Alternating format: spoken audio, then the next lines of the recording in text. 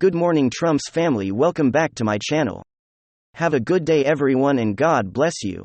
Alright, let's get into the news this Monday morning. And CNN decided to go out to Wyoming to see what voters were thinking about Liz Cheney, and they got answers they weren't expecting because CNN, like many other news media, lives in bubbles that believe that everybody cares about the January 6th. Everybody cares about me malls walking through development ropes within the Capitol. Everyone thinks that they care about AOC being so scared as she was 3 blocks away from the Capitol, as protesters demonstrated their first constitutional right, their First Amendment right, and showing displeasure with their government. So they decided to head over to Wyoming because they believe that Liz Cheney must be so popular because she's taking the January 6th so seriously, that her constituents in Wyoming would be willing to say yes, we need her for a 4th term. CNN reporters were shocked when they got to Wyoming and didn't receive the answer they thought they were going to receive. So let's get to take a look at this coming to us from CNN. Over here. Their little quick report as they headed over to Wyoming to talk to voters to find out whether or not they would want Liz Cheney to run for Congress. Again. Let's take a listen. Cheney for a 4th term. Are you planning to vote for Liz Cheney? Can I cuss? Are you planning to support Liz Cheney? Absolutely not. What are your thoughts about Liz Cheney running for a 4th term? Personally, I think she said for 3 too many. Get right in mind, in 2020, Donald Trump won about 70% of the vote in Wyoming. So Liz Cheney's work on the January 6th investigation isn't playing so well with many Wyoming voters. She's done this dirty. How so? Let's watch how she's done. Trump. I'm a Trump fan. I'm sorry. So she lost your vote because of her role on the January 6th committee, and what she's doing about Trump. Yes. She's supposed to be supporting him. She's a Republican, for crying out loud. I find her work on the January 6th committee just repulsive. How do you feel about her work on the January 6th committee and her role? It's all a hoax. It's all propaganda, has nothing to do with anything. It's a witch hunt.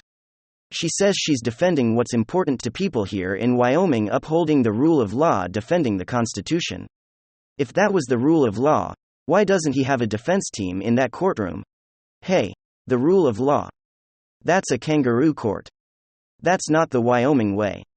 She has been an embarrassment. It's a witch hunt. Are you proud of her for taking on Donald Trump? No. Here in Cheyenne, more than 1,600 miles from Washington, D.C., almost everyone we spoke with told us they believe Liz Cheney is too focused on Donald Trump and the January 6th committee and not paying enough attention to what they believe matters to the people here in Wyoming. Get right. Get wrecked, Liz Cheney and the DC elites. Nobody cares about your January 6th committee. Nobody cares about what you think they should care about.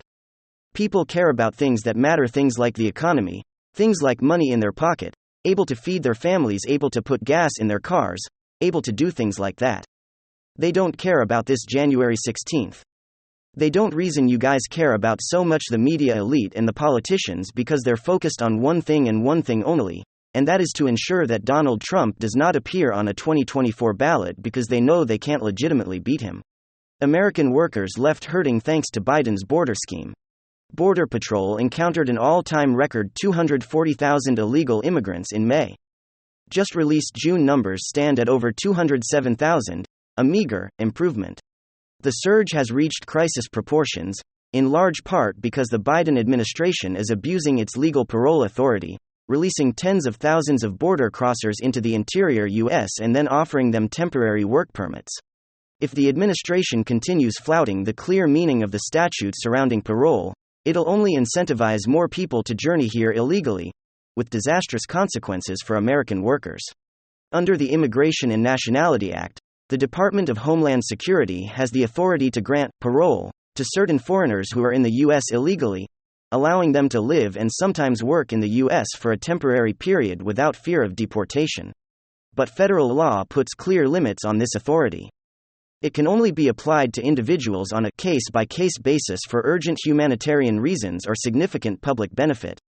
For example, a person who came here on a student visa and then was diagnosed with cancer could be offered parole if her visa expired but she hadn't yet completed her chemotherapy regimen. The Biden administration has brazenly ignored this stipulation, opting to indiscriminately grant parole to tens of thousands of illegal immigrants. Between March and October of last year, officials granted parole to 160,000 illegal immigrants. Under the Trump administration, many of those migrants would have remained in Mexico, with guaranteed protection, until the U.S. had the resources to consider their applications for entry.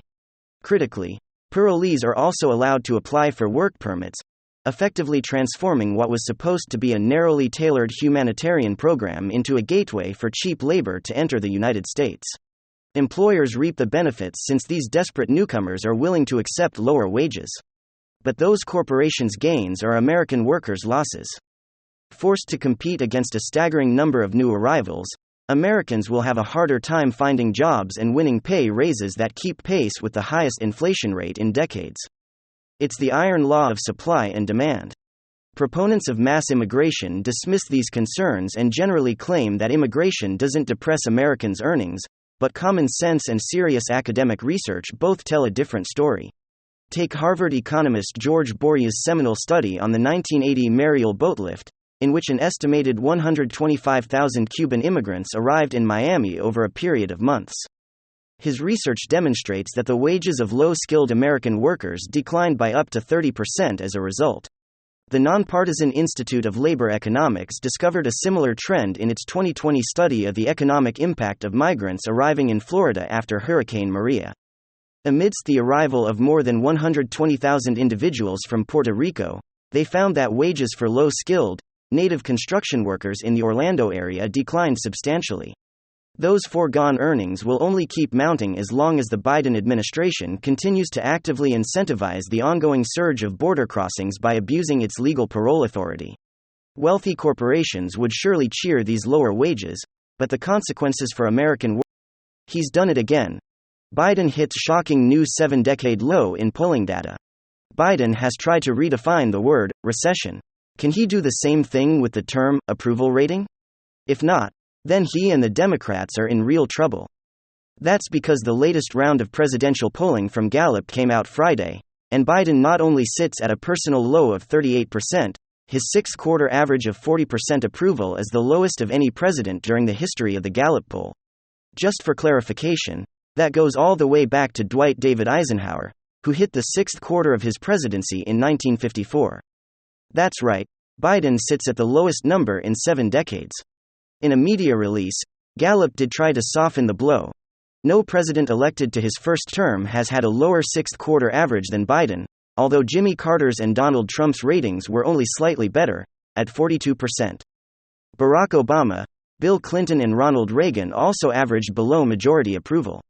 Just so we're clear, though, at least 4 of the 5 presidents mentioned there suffered cataclysmic wipeouts in the midterm elections. Ronald Reagan, while he didn't fare well in the 1982 midterms due to a recession, saw a Senate that was largely unchanged, even if the Democrats did gain 27 seats in the House. So, it could be 5 out of 5, depending on your definition of whether 1982 was a wipeout. Either way, those aren't the odds I would pick, were I a Democrat. The July 5-26 Gallup survey has a bevy of bad numbers for the president beyond precedent, as well. As it stands now, the numbers have Biden at 38% approval and 59% disapproval. That gets worse when you look into who feels strongly about him, however. In a follow-up question, 45% of respondents strongly disapprove of how Biden is doing his job. By comparison, only 13% strongly approved. He was also down among every political persuasion but Republicans, who I suspect approve of the way he's made such a botch of it that the November midterms will be a snap. Among Democrats, Biden's approval rating fell from 85% on June 1 to 78% on July 5, a 7-point drop in just a month. Among independents, whose loss of confidence in Biden has been the fuel behind the downward trend in his numbers, only 31% approve of the job Biden is doing. That's down 5 points from 36% on June 1. However, the key number to look at is 61%. That's the percentage of independents who approved of Joe Biden on Jan. 21, 2021, the first full day of Biden's presidency. You read that correctly, a full 30% drop. Oh, yes, Republicans. There was the bright spot. 3% approved of him on June 1st. That's improved to 5%. I can only surmise that 2% of my GOP brethren are watching those Senate seats in Nevada and New Hampshire turn into toss-ups and are licking their lips like a 1940s cartoon wolf who has the Democrat donkey tied up and cooking in a boiling cauldron with some potatoes and celery. Or perhaps it's the fact that the margin of error in the poll, taken from a random sample of 1013 adults interviewed via landline telephone, is 4 points. You be the judge, although I like the cartoon wolf imagery better. And would you believe it? It gets worse. No matter what people believe about how well Joe Biden is doing his job, what matters is what gets people to fill out ballots. Liberals have argued that the Supreme Court's decision to overturn Roe v. Wade and the refusal of two centrist Democrats sends Joe Manchin of West Virginia and Kyrsten Sinema of Arizona to do away with the filibuster might drive Democrats to the polls to support Biden's agenda. At least in regards to Democrat sentiment toward Biden, however, that's not coming across. For the first time in Biden's presidency, Gallup asked Americans about the intensity of their views toward him. Republicans are most likely to hold strong opinions about Biden, 9 in 10 do. And since most disapprove of the job he is doing, the result is 87% strong disapproval of Biden among Republicans, Gallup's media release read. In contrast to Republicans, 36% of Democrats have strong opinions about Biden. Thus, Democrats are much less likely to strongly approve of the job he is doing, 30%, than to moderately approve, 48%. If voter outrage over abortion in the filibuster were to be a major factor in the midterms, it would show up in the intensity of Democrat support for Biden.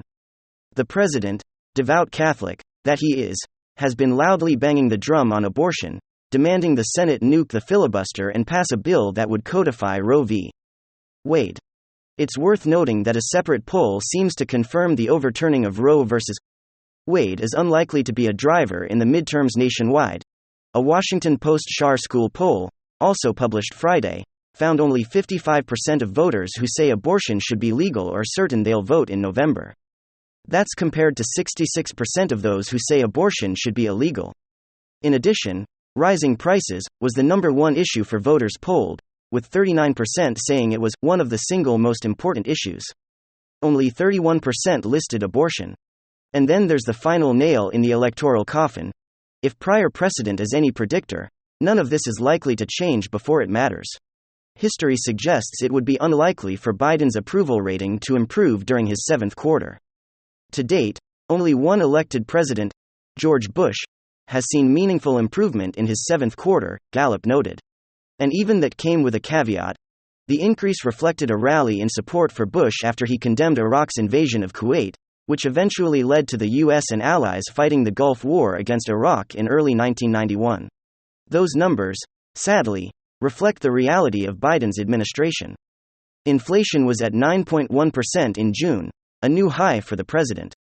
Biden and his lackeys spent much of this week trying to redefine the word recession, so that economists wouldn't say we were in one. We are, according to the real definition of the word, 2 quarters of negative economic growth. New revelations from Hunter Biden's laptop have raised new questions about how much the president knew about his wayward son's foreign business dealings, despite his insistence he's never talked to Hunter about any of them. As for the president himself, he perpetually comes across as a man who could use a nice, long nap. Nap time in America, alas, isn't an inspiring campaign slogan, particularly when Democrat voters appear prepared to nap through the midterms. Unfortunately for Biden, it doesn't look like he'll be able to redefine red wave the same way he tried to redefine recession. Thanks for being here, folks. Big hug. Ciao. Goodbye. God bless.